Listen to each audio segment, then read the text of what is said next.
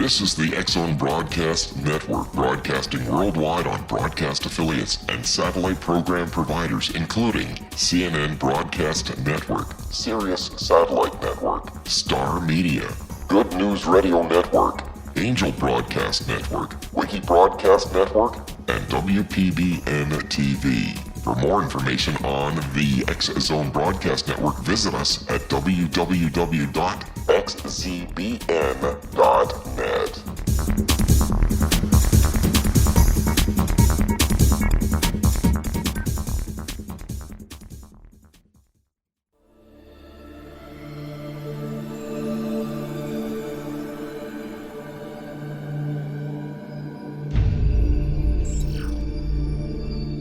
Whether you're a skeptic or a believer, join me, Rob McConnell, on the X-Zone TV show, coming soon to screens of all sizes.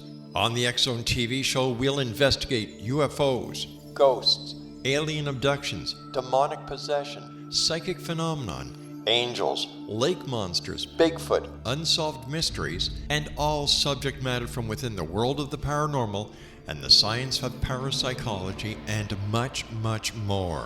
The X-Zone TV show with yours truly, Rob McConnell, www.xzonetv.com, is a Relmar McConnell media company and Airplay Media production.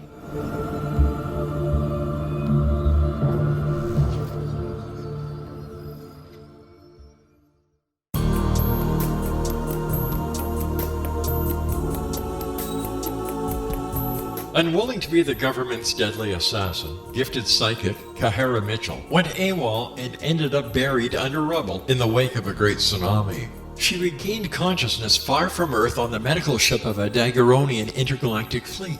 Has she been rescued or abducted by aliens? The Chalice of Carrie, Kahira O'Donnell's latest paranormal science fiction romance, is the passionate story of an Earth woman and her destined mates, twin kings from another galaxy.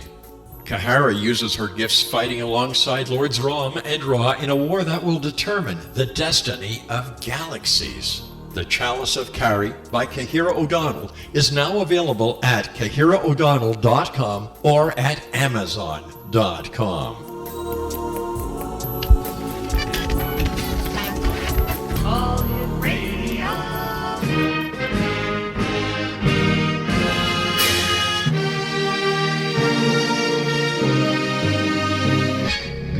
To the X-Zone, a place where fact is fiction and fiction is reality.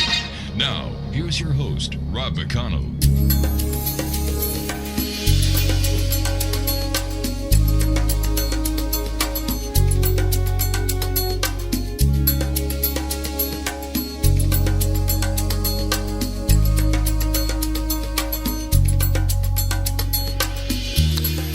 And welcome back, everyone. This is the X-Zone, hour number 4 for May the 25th in the year 2015. And once again, I'd like to say hello to all our new listeners on the Starcom Radio Network at www.starcomradionetwork.com. And if you want to listen to some rather unique, honest, down-to-earth, provocative programming, The Ed Till Show, Monday through Friday from 9 a.m. until 5 p.m. right here on the Starcom Radio Network. Their website, www.starcomradionetwork.com. My guest this hour is Grant Cameron. We're going to be talking to Grant about ufology, inspirations, and downloads. Grant's website is www.presidentialufo.com. Now, Grant became involved in ufology as the Vietnam War ended in May 1975 with personal sightings of an object which locally became known as Charlie Red Star. The sightings occurred in Carman, Manitoba, about 25 miles north of the Canadian-U.S. border. The story has been optioned for a movie that will be released in 2016. Now, these sightings led to a decade of early research done by Canadian government into the flying saucer phenomenon. Grant is the authority on Wilbert B. Smith, who headed up the Canadian government program. It's well known that Wilbert B. Smith worked with the American government. And I guess we could say that Wilbert B. Smith was the very first whistleblower when it came to ufology in the Canadian with the Canadian twist. Joining me now from his home in Winnipeg, Manitoba, is Grant Cameron. And Grant, welcome to the X Zone. Well, thanks for having me on, Rob. I appreciate your interest in what I'm talking about. Grant, tell us about Charlie Red Star. Charlie Red Star was an object that began in sync with the only operational anti-ballistic missile unit that was ever went operational in the United States, which was opened at a town called Nakoma, North Dakota. And if you know North Dakota, in the 1970s, it had 300 nuclear missiles, Minuteman III missiles with 10 warheads. This was the place where the Russians would want to take out. And so what they did is before Star Wars, they put in basically a Star Wars system on the ground. And they started putting the missiles in February of 1975. They started taking them out in November after they negotiated with the Russians. And during that period of time, on the north side of the border, we had an influx of sightings in a town called Carmen, which went on literally every day. And this thing was around there all the time. People in the town were seeing it, and I got involved after about 3 months. I knew it was going on, the stories were going, and I wasn't really interested in UFOs. I was interested in near-death experiences and psychic phenomena and stuff. No recollection of UFOs. I only went out to see what everybody was looking at. And nothing happened for the first hour we were out there. We were about to go home, figuring this is a waste of time, and the object appeared right in front of the car, coming from the left to the right. There was no doubt in my mind this is what everybody was looking at. And I just sort of fell off the edge of the earth. I went and interviewed everybody in the town. I had a number of sightings. And then after they took the missiles out in North Dakota, the UFOs went away. It was like the CIA took the drugs out of the water. And nobody's seen anything there since. But in 1975, like a poll I did at the high school said 59% of the kids in the high school claimed to have seen this thing. It was a very high percentage of the town was watching this thing fly around almost nightly. Wow. So tell me, are UFOs from other planets, or are they craft that have been developed here on this planet that are top secret projects? The government has. Ben Rich said in a speech, he ran Lockheed Skunk Works with the U-2, the SR-71, the stealth fighter, all the drones. He said in a lecture in March of 1993, we now have the technology to take ET home. We've discovered the mistake in the equation. It's not going to take us a lifetime to do.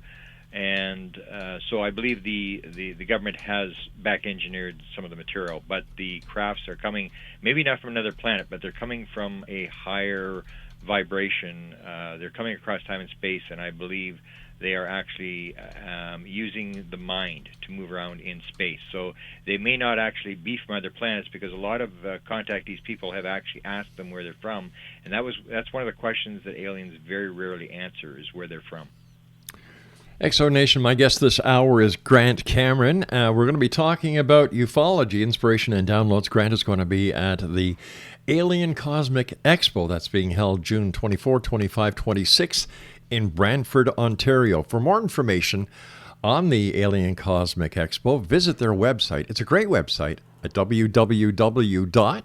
All right, do you have your pencils and paper going? All right, aliencosmicexpo.com. That's www.aliencosmicexpo.com. And Grant Cameron and I will be back on the other side of this commercial break as we continue here in the X Zone from our broadcast center in Hamilton, Ontario, Canada, and around the world on Starcom Radio Network. This is the X Zone. I am Rob McConnell.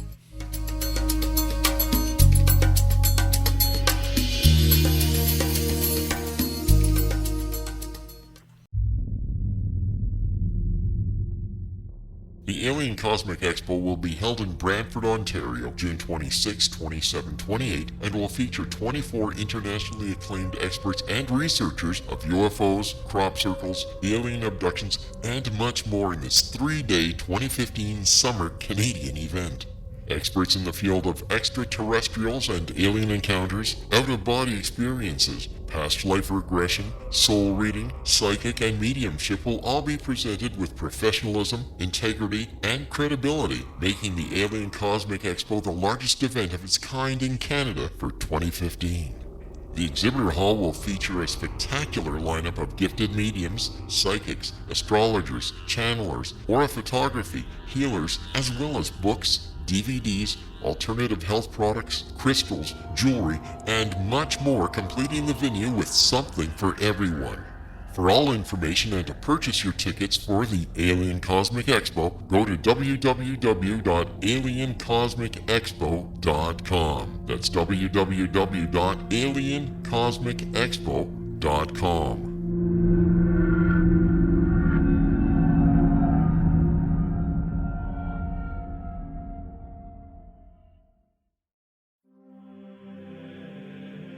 Rob McConnell here, presenting an overview for Nicholas Paul Jennings, author of a fascinating book, Amen. It presents facts revealed by Egyptologists, facts that enable us to understand why Amen is the beginning of creation of God.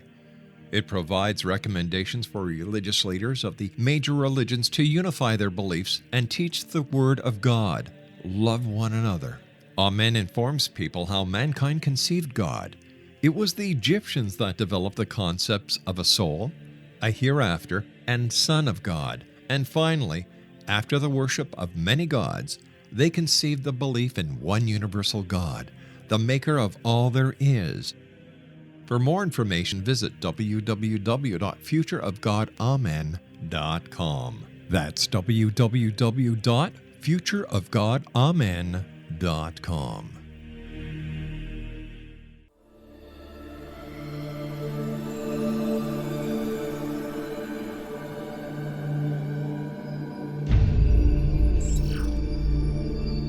Whether you're a skeptic or a believer, join me, Rob McConnell, on the X-Zone TV show, coming soon to screens of all sizes.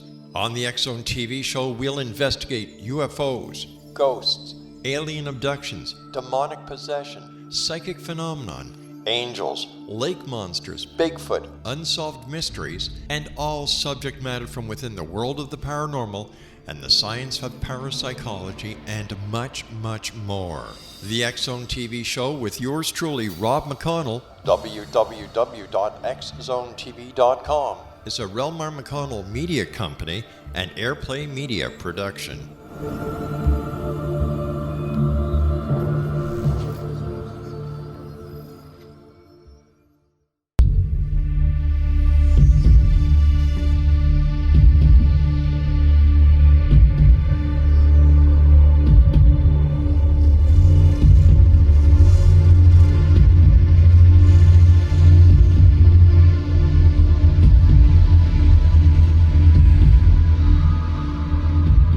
Welcome back, everyone. This is the X-Zone. I am Rob McConnell, coming to you from our broadcast center in Hamilton, Ontario, Canada.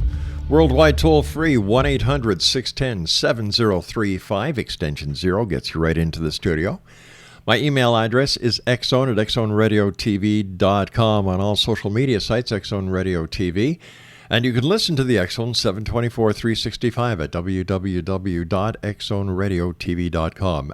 And all right, you notice how I emphasized and now on the Starcom Radio Network, www.starcomradionetwork.com, live Monday through Friday from 8 p.m. until 11 p.m. And you can also dial in and listen to the show by dialing 213-401-0080. That's 213-401-0080. Grant Cameron's our special guest this hour. We're talking about ufology. And Grant's website is www.presidentialufo.com. You know, before we, but in the first segment, you mentioned Wilbert Smith. Now, wasn't he in charge of Project Magnet? Yeah, he was the guy who, we have the actual files, we recovered his files, who said I was the official head of the Canadian government flying saucer program. And it's key that he never used the word UFO. He always used the word flying saucer, flying discs. I think he knew the U.S. Air Force created the term in 1952, the UFO term, to sort of muddy the waters. Wilbur Smith was a contactee. He was in contact with two aliens. One was by the name of Alpha. There was a number of people in contact with Alpha. The other one was Tyla, who was cleaning up all the nuclear contamination. Wilbur's very open about what he was doing, and people really don't realize these days that Wilbur was the top researcher in the world. He was being written up in Fate magazine. Everything that he said would go across the country on newspaper headlines. He was a big name, and he was very open about what he was doing, and he didn't mince words. He said, "This is for real," and that is partly because he actually went through classified channels.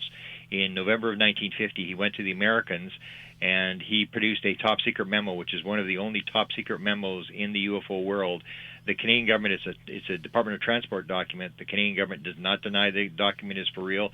They just don't want to talk about it. And it says in that document that the Canadians had gone to the Research and Development Board through the Canadian Embassy in Washington, D.C., through the military liaison, whose name was Arnold Wright. They had gathered all the material, and basically the Canadians wanted to know what's the deal with flying saucers. This is almost when it starts. This is 1950. They get back a material. Wilbur Smith writes it up in a top-secret memo that says, "We are told by American officials, not people on the street, American officials, flying saucers exist. It's the most highly classified subject in the United States, rated 2 points higher than the hydrogen bomb. There's a small group headed by Dr. Vannevar Bush, who was the science advisor to President Roosevelt, and trying to figure out the modus operandi." The fourth thing in this memo said, the subject is of tremendous significance to the Americans. And then the one that I found out later, after 37 years of investigation, suddenly I had this download that gave me the next line in the document, which I had sort of ignored, said, "We were also told by American officials that other things might be associated with the flying saucers, such as mental phenomena." And the Americans aren't doing very well, because they've said if the Canadians are working on it, they're willing to exchange credentials and talk to us about it. So in 1950, the Americans had told the Canadians that mental phenomena was part of the UFO phenomena. And that's significant because in 1950, nobody was talking to aliens. The abductees wouldn't appear till 1960s, Betty and Barney Hill. The first contactees were Adamski and Williamson, 1952. So the question is, how did the Americans know that mental phenomena was involved? And I would now say it is because in 1947 they recovered a crash at Roswell, New Mexico, and one of the aliens was alive, and it was telepathically talking in their heads. So they knew that mental phenomena was a key part to the UFO phenomena. Mental phenomena. How would you explain that to our listeners? Basically, when I got this download, I got three things. Three. The Canadian government document downloaded into my head. They just put all these pieces together. One was the former president of Penn State University, who basically was being asked by a researcher, what about the control group? Are they all Americans? Is there 12? How many are there on the group? He said, let me ask you a question. What do you know about ESP? And he said, unless you know about ESP and how it works, you will not be taken in. But the key statement was made by Ben Rich when he made this statement, this Lockheed Skunk Works, the Black Ops guy, in 1993. He was asked, how do UFOs get here? How does the propulsion system work? And Jan Hartson, who was the international director, now the international director of MUFON, was the guy who chased them out the door, and he said, Ben, I need to know, I wanted to know my whole life, how are they get here, how are they propelled? And Ben turned around and said, let me ask you a question. What do you know about ESP? And Jan Hartson said, well, that means everything in time and space is connected. And Ben said, that's how it works. And so it basically says that the oneness, the connection between everything, the entangled universe, the holographic theory is actually reality. And when I gave my first consciousness lecture talking about this download I'd gotten and how ESP was so critical, I was approached by a woman, and she basically told me, it was a secret meeting I had with this woman in her 70s in Phoenix, Arizona, and she told me she was flying the saucer, and I was very shocked. I said, well, how do you fly the flying saucer? And she said, you do it with your mind.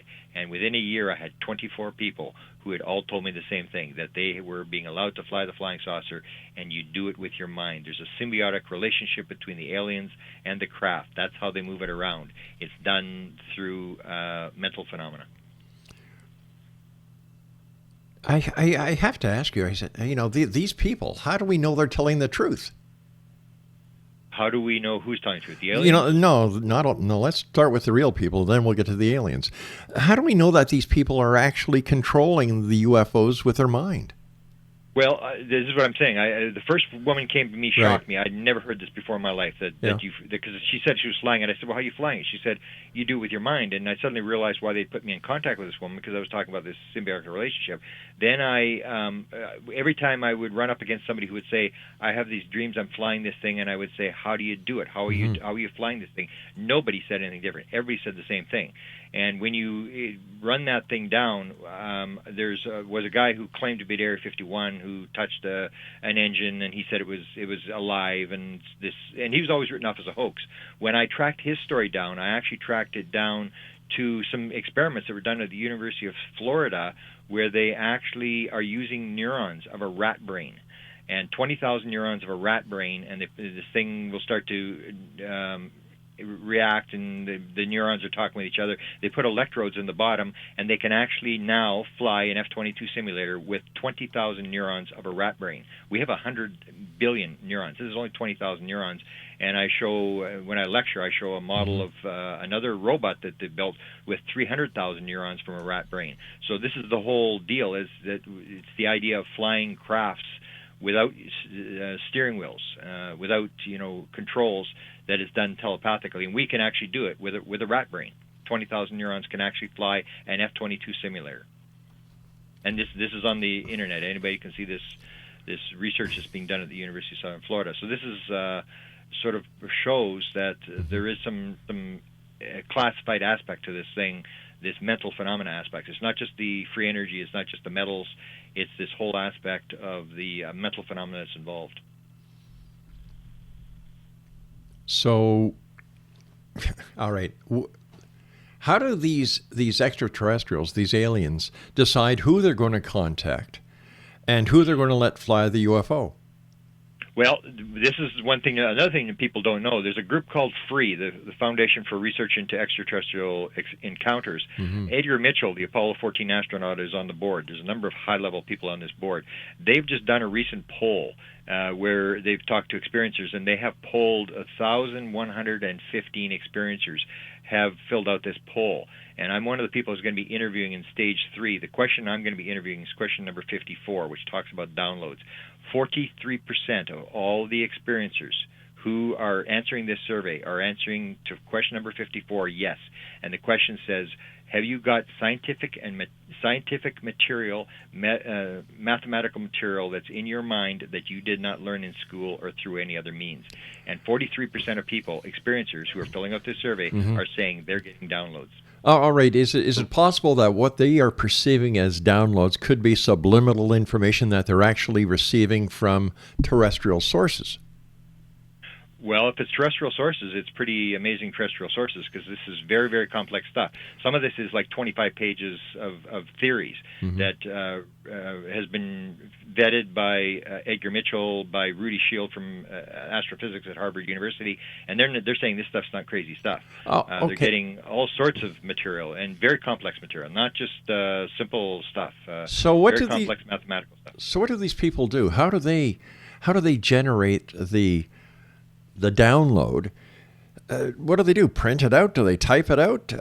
What do they do with it? Well, they just have it, and so these people have never been questioned. Most people don't even know that this is going on. This is what interests me, is why are these people being downloaded by whoever's downloading them? Because there's no doubt these people are getting this material, and there's scores of them. When I lecture, I'll say that I believe the experiences are important. I talk about downloads, and I will be approached by, at every lecture, at least half a dozen or a dozen people who will tell me, yes, they've got this. They're getting these dreams. They're being taught to levitate things. And you have these MILAP cases, which you probably had people on, these people who are abducted by the military, re-abducted. And what I believe is going on is that if you're the CIA or the Defense Department, you can't say, I'm from the CIA, I don't believe in UFOs, but we'd like to talk to you about what's happening to you. They're interested in these people as well. They're trying to figure out why these people are being downloaded, what are they getting, and I know a number of high-level business guys who are watching these experiences as well, because everybody's interested in why these people have got these inventions and stuff in their heads. And it's a very, very unique thing. And 43% is a very high number. This is not one or two people. This is an awful lot of people with very complex mathematical material, and they don't know what's going on either. They're just sort of describing that they've got this. And so this survey has been done, and these people haven't even been questioned yet. We just know that there's this very high percentage of people who are claiming this kind of download stuff. Let me ask you, is it possible that this download phenomenon is actually a CIA brain experiment? No. I think that's just American hype. That's American, we're the kings of the world. They're getting, taken to the cleaners in the Middle East. They're not as smart as they're claiming to be. But wait a sec. Isn't it possible that the people who are saying that this download information is coming to them from an extraterrestrial source, that they are the people who are perpetrating the hype? Well, anything's possible. I just don't believe they have that technology. I really don't. If they had that technology, they'd be doing a lot better in the wars of the world than they're doing right now. I know, for example, one guy who ran what's called the Weird Desk. He's a CIA guy who ran the Weird Desk, which does with UFOs, paranormal phenomena from the 1970s to 1980s. I was told by a close friend of his that one of his jobs as a contract for the CIA is anybody who's a high-level official who has abduction-type experiences is sent to this guy for review as to what actually is going on. So they're very interested as well as to what's going on. All right, Grant, stand by. We've got to take our news at the bottom of the hour. Exo Nation, Grant Cameron's our special guest. Interesting guy, interesting topic. He's going to be at the Alien Cosmic Expo, June 26, 27, 28 in Brantford, Ontario. Visit www.aliencosmicexpo.com for all the information on how you can buy your tickets. And also check their website for some very interesting news. You may live around the world, but you know what? They've got you covered. We'll be back on the other side of this commercial break with the news. And for more information on Grant, visit his website, presidentialufo.com. I'm Rob McConnell. This is the X Zone. Don't go away.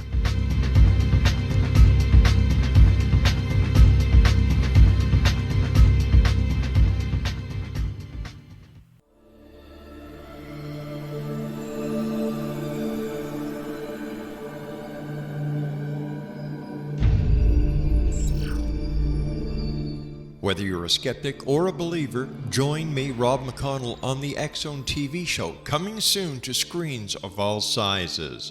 On the X Zone TV show, we'll investigate UFOs, ghosts, alien abductions, demonic possession, psychic phenomenon, angels, lake monsters, Bigfoot, unsolved mysteries, and all subject matter from within the world of the paranormal and the science of parapsychology, and much, much more. The X Zone TV show with yours truly, Rob McConnell, www.xzonetv.com, is a Relmar McConnell media company and Airplay Media production.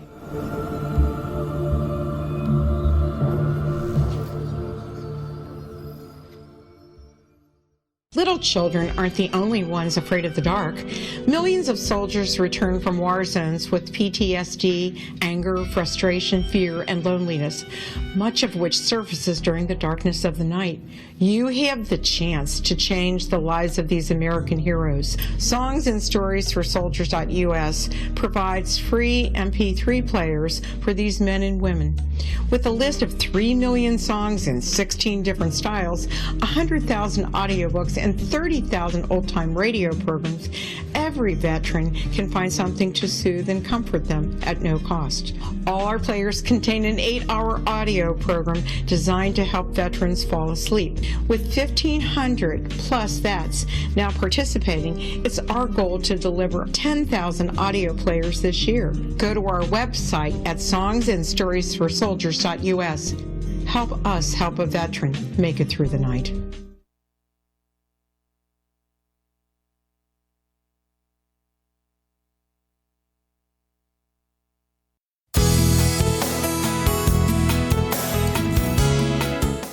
With each new extreme weather event or terrorist act, it becomes increasingly obvious that we live in uncertain and challenging times. We all buy car insurance. Why not collapse and catastrophe insurance? Matthew Stein, an MIT-trained engineer and green builder, has written 2 outstanding books to help people prepare, plan for, and deal with everything from minor situations lasting a few days to full-on collapse. Matt's first book, When Technology Fails, is a manual for self-reliance, sustainable living, and surviving the long emergency. This massive book covers the gamut from first aid and emergency preparedness to alternative healing, renewable energy, primitive living skills and 18th century technologies that could be critical to your comfort and survival in a long-lasting crisis. Matt's second book, When Disaster Strikes, is a comprehensive emergency preparedness handbook and survival guide. When Disaster Strikes is an essential item for every family's go bag. Both books are available at all usual sources. There's a wealth of totally free information posted at whentechfails.com, and author-signed copies may be purchased at mattstein.com. That's www.whentechfails.com and www.mattstein.com.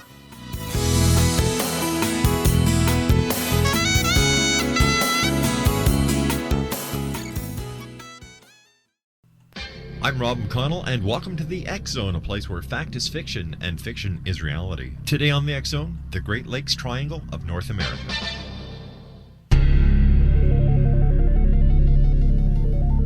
Found in the heartland of North America, these landlocked yet connected lakes, which eventually empty into the Atlantic Ocean, have become the scene of more mysteries involving ships, aircraft, people, UFOs, ghosts, and phantom ships than the Bermuda Triangle. 1/16th the size of the Bermuda Triangle, Lady John Graves Simcoe was the first European to chronicle the strange orbs of life that have been seen above and below the waters of Lake Ontario.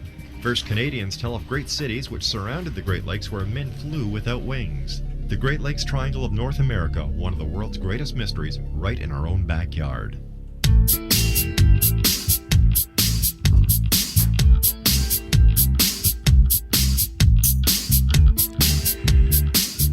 Welcome back, everyone. This is the X Zone. I am Rob McConnell on the X Zone Broadcast Network, and now on Starcom Radio Network, www.starcomradionetwork.com. We're live Monday through Friday from 8 p.m. Eastern until 11 o'clock Eastern.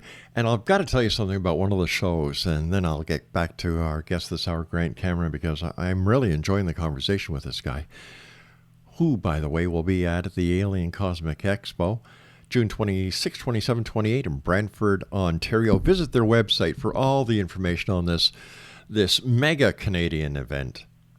Mega Canadian event, I say. www.aliencosmicexpo.com. Ed Till, who is the CEO and a legendary broadcaster, he's the CEO of the Starcom Radio Network. He has a show on. I've got to tell you something. Only a guy who loves radio as much as Ed Till does, with his credentials and his background in broadcasting, would do a show from 9 a.m. Eastern until 5 p.m. Eastern, 5 days a week. Check his radio show out. It is a blast. It is honest. It is real, with real characters, real people, real callers. A real good show. The Ed Till Show, Monday through Friday, 9 a.m. until 5 p.m. Eastern on the Starcom Radio Network, www.starcomradionetwork.com. Grant Cameron's our guest. We're talking to Grant about ufology, inspirations, and downloads. As I said, Grant is going to be at the Alien Cosmic Expo in Brantford on June 26, 27, 28. His website is presidentialufo.com. And Grant, you and I were talking a bit off air during the news break, and you were telling me that even Wilbur Smith apparently had downloads. He was getting instructions, and he was very open about it. He actually wrote a book that was published by his wife and his son after he died. Most of the copies were sold in Russia and in the Scandinavian countries. It was sort of ignored here. It's a bit over my head. I've got a couple of copies. It was called The New Science, and it goes through how the universe works, how reality works, and it says right in the very beginning, given to Wilbur Smith by beings more advanced than we are. So he claimed quite clearly that was coming through. He had what was called a gravity control experiment that a lot of people at the time knew he was running. He took it apart just before he died, told his wife, it'd probably be better I take it apart. They're just going to build bombs with it anyway. He claimed quite clearly that that was coming, and they were controlling gravity by spinning this plate. And I was even told a story, a very bizarre story, and there's two sources that told me the story that were working with Wilbur Smith, and this was the story that they were testing this thing in a garage. They were working off the record. He had a metallurgist from the Defense Department, an Air Force guy, a Navy guy with him, and they were about to run this test with this plate that was moving at 17,000 revs a minute, and they got a phone call from a blind telex operator who was providing some of these messages, and the blind telex operator said, we got a message from AFA. He said, shield the experiment. Wilbur shut it down. They put a wall, and 2 people confirmed that this happened. They built a wall around this thing, started the thing up, and the thing basically exploded. There was ceramic magnets in the wall. It just all came apart. Mm-hmm. And so these kind of bizarre stories, and there's lots of them around Wilbur Smith, show that this kind of stuff goes on. And downloads it's not just alien downloads. There's all sorts of stuff, like Carlos Santana. A lot of the musicians are talking about downloads. John Lennon was talking about the fact that like music is like channeling. And he told a friend of mine that I interviewed, told me that sort of story. Most people don't know that, and I wrote a whole book on this, on this download thing.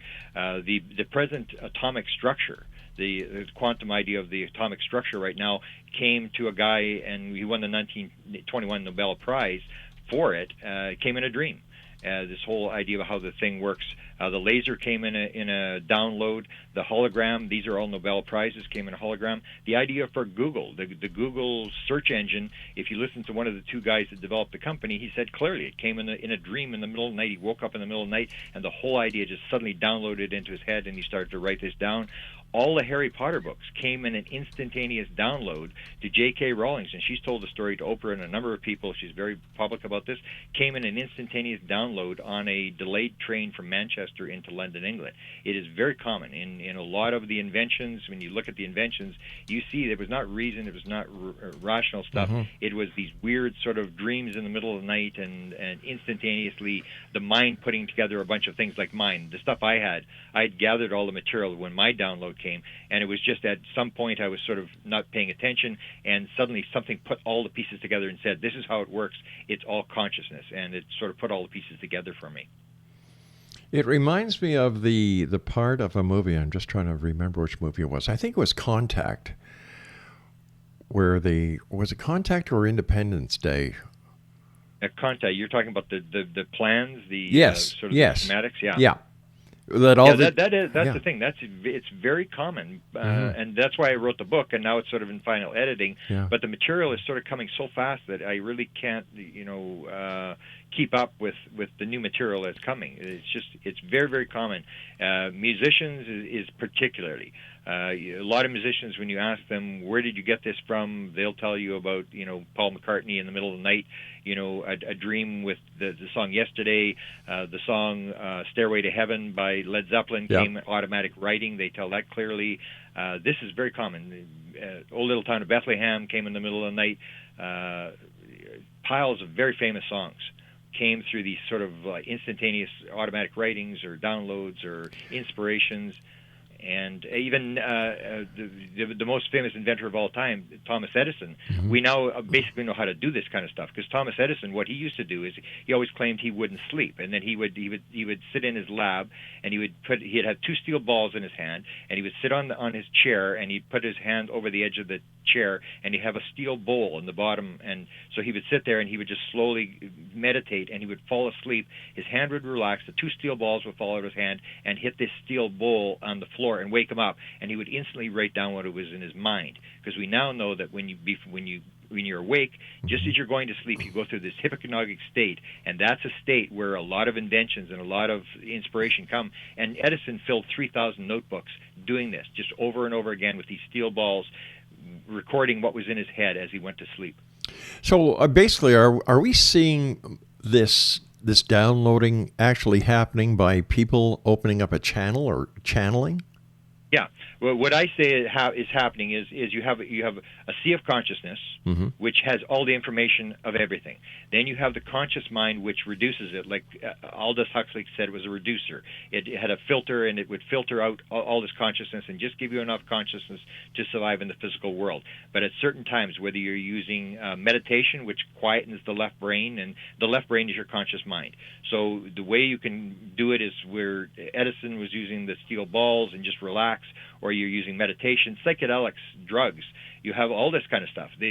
I would said quite clearly, if it were not for LSD, there would be no computers. Absolutely. If you look at the history of the computer, you'll see the people that were doing LSD, it was basically all of them. This is a lot of these ideas, they got downloads.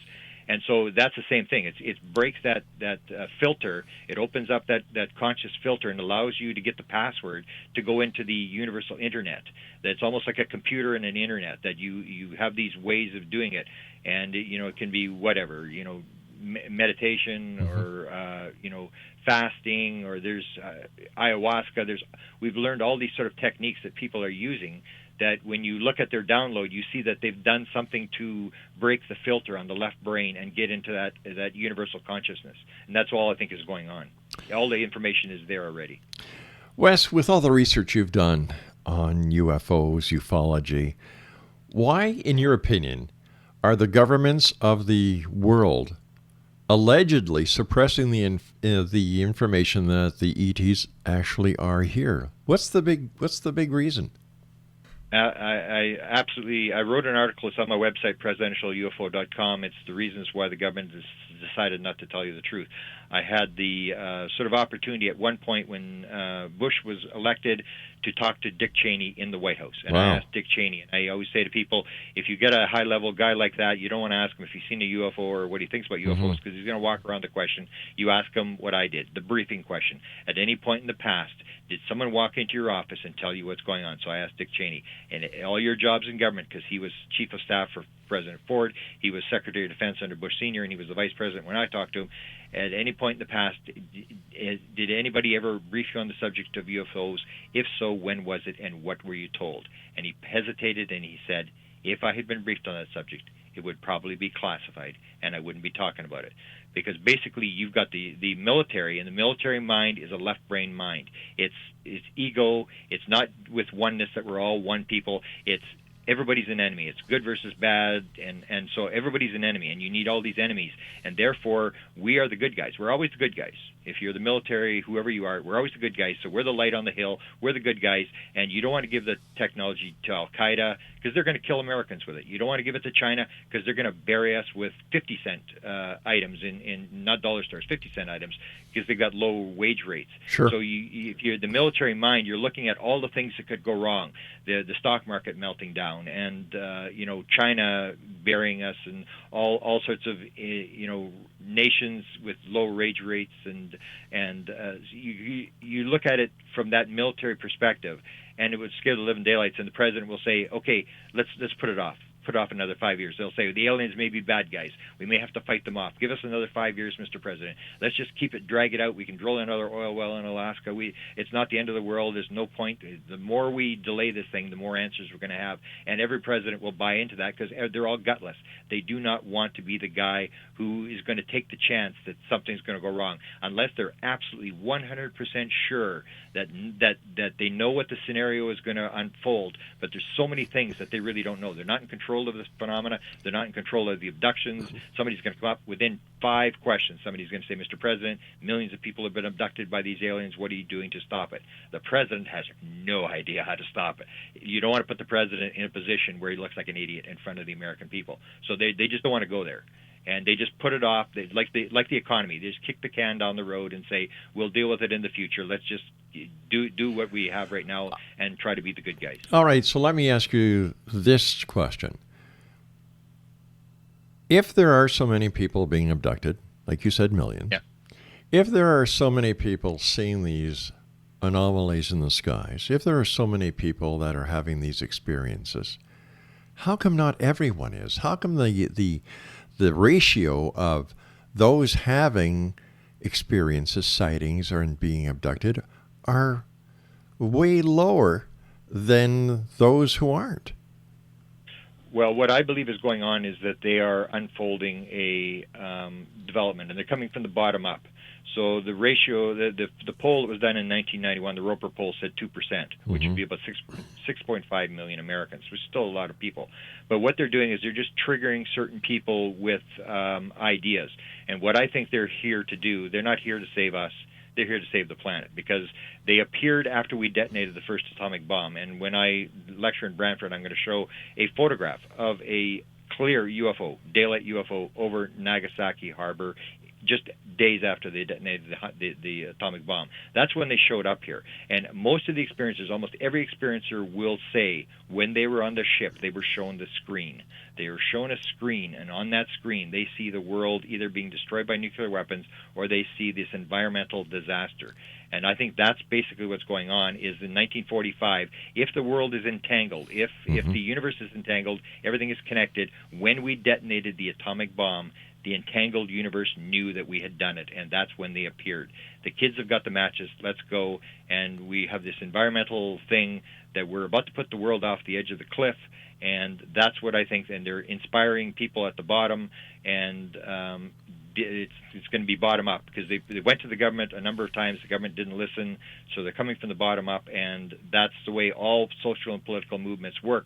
They don't come from the top down, they come from the bottom up. You get the bottom inspired, people get motivated, and it starts to build, and it is building. The numbers are building, the consciousness is building, and that's the way all social and political movements come. And in the end, it's worth a lot of votes, and the people at the top suddenly agree, and they change the policy. But we're many years down the road before that's going to happen. But if these people do have or if these aliens have the capabilities and the ability and the know-how to save this planet, why waste time on all this downloading? Why don't they just land, make it a public landing so that it can't be disputed, and do it? Well, that's not the purpose. Why not? That's the American military version of doing things. We're here. We're going to come to the third well, world. wait a second. I'm a Canadian, and that's how I'd like to see it done.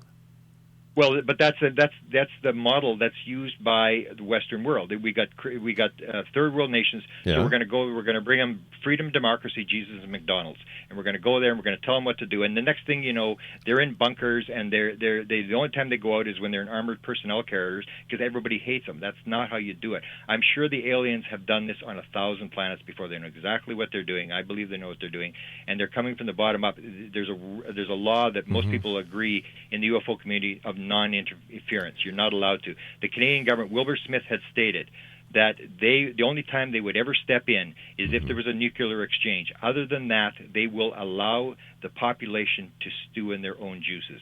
You can't do your kids' homework for you. You have to let people make their mistakes and do this kind of stuff. They're here to save the planet. They're not really here to save us.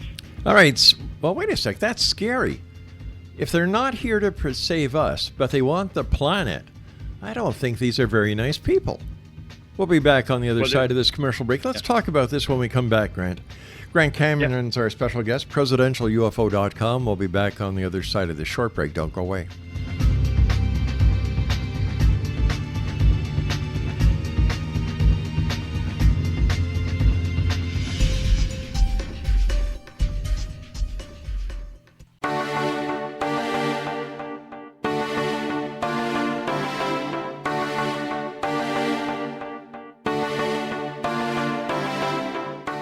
What if someone told you you could live to be 120?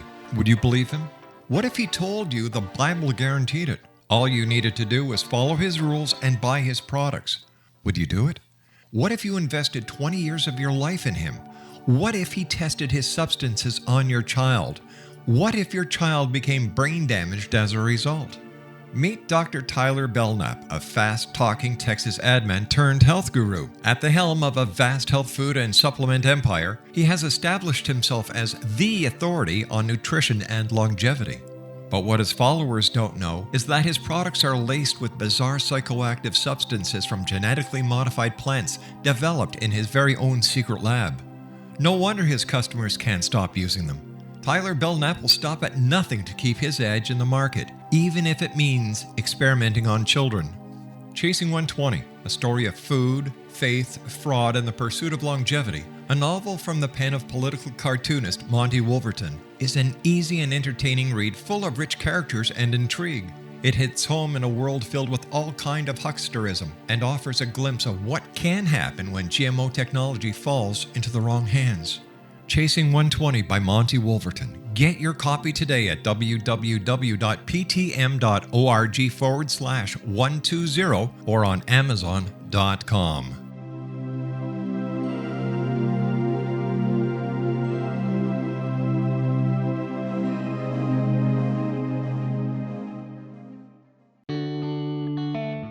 When demystified, shamanism is an ancient science delving into the quantum level of life. Understanding and implementing basic shamanic principles can empower the individual to heal, manifest, and evolve in these rapidly changing times. Path Home Shamanic Art School is a one-of-a-kind Colorado State certified occupational school training and certifying shamanic practitioners and teachers. We also train individuals simply interested in empowering and enriching their lives through shamanism. Path Home's certification classes are in a week-long block format, enabling national and international students to participate. We also provide online classes and long-distance shamanic healing sessions as well. Discover all you can be. Enter the limitless world of shamanism today. For more information, visit findyourpathhome.com or call 303-775-3431. Rob McConnell here, presenting an overview for Nicholas Paul Jennings, author of a fascinating book, Amen. It presents facts revealed by Egyptologists, facts that enable us to understand why Amen is the beginning of creation of God. It provides recommendations for religious leaders of the major religions to unify their beliefs and teach the Word of God. Love one another. Amen informs people how mankind conceived God.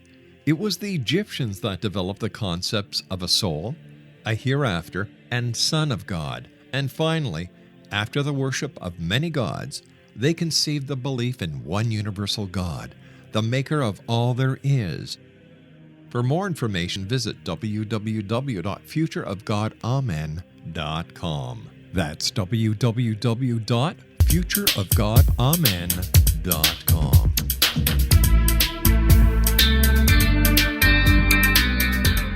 Wow, what a show this has been tonight. My first guest, Dr. Georgina Cannon. Second guest, we had Leslie Mitchell-Clark and Wes Robert on with us on the second hour. Third hour, Jason Quitt. And this hour, Grant Cameron. Now, all the people on tonight's show will be at the Alien Cosmic Expo, June 26, 27, 28 in Brantford, Ontario, not far from Toronto, not far from London, not far from Woodstock, not far from Strathroy, not far from Detroit, not far from Windsor, not far from anywhere. Be part of this great Canadian event. Go to www.aliencosmicexpo.com. All the information is there, the price of the tickets, accommodations, the entire works. And you can find out who's going to be speaking, where, what time, and much more. That's www.aliencosmicexpo.com. Grant Cameron's our guest, presidentialufo.com. Now, Grant, first of all, thanks very much for coming on the show. It's been a great pleasure talking to you, and I look forward to meeting you in person in Brantford. But before we went to the break, you said they're not here for us, they're here for the planet. That scares me. Well, if they wanted to take the planet, as I think you're interpreting, they could have done a long time ago. You can't really do it. That's where I think, again, I referred to the U.S. military policy in the Middle East and stuff, is you think you can go and take a country, that you can just sort of bomb them and then take over the country. And surely by now we've learned you cannot take a country, that every time you step up, you're going to get shot at. And the aliens would know that already, if they're smarter than we are, that you can't take over the world, because every time an alien stands up, someone's going to try to shoot it. You can't do that kind of stuff. So they're here to save the planet because everything's entangled. Because whatever we do on this planet affects everything else, and that's what Wilbur Smith. That's one of the main messages of the contactees, especially in the 1950s. Wilbur Smith was the fact that what we do here influences the rest of the universe. So that, in terms of the saving the planet. You can have the things, they're teaching people to download, and people have all these crazy ideas. They're here to steal our gold. I mean, they're going to come across the entire universe to steal a little bit of gold. This doesn't make any sense. I don't think so, no. So it's much more, I think, an idea of this idea that Ben Rich said.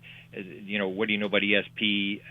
Everything's connected. That's how it works. That everything in the universe is connected, and that we are creating havoc. We think that what we do here only influences us, and we don't realize that it has this influence over the rest of the universe. And it's like David Bohm, the famous quantum physicist, who basically described the world, and he was not a UFO guy. He was a guy who invented the holographic universe theory. He was a quantum physicist, and he was the one that described that it is as if a swarm of locusts had descended upon the earth. And I think that's basically what we're looking at, is that we are sort of using up resources.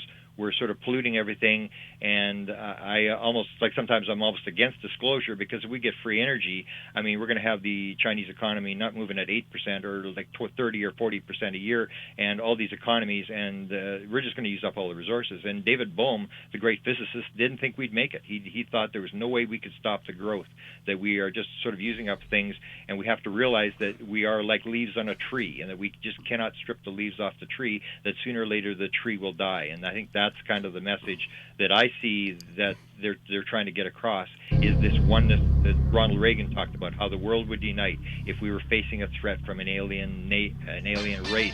The world would come together and realize that we're one. Hopefully. Listen, Grant, you and I have got to say so long for tonight. Thanks so much for sharing your time with us. It's greatly appreciated. I appreciate it.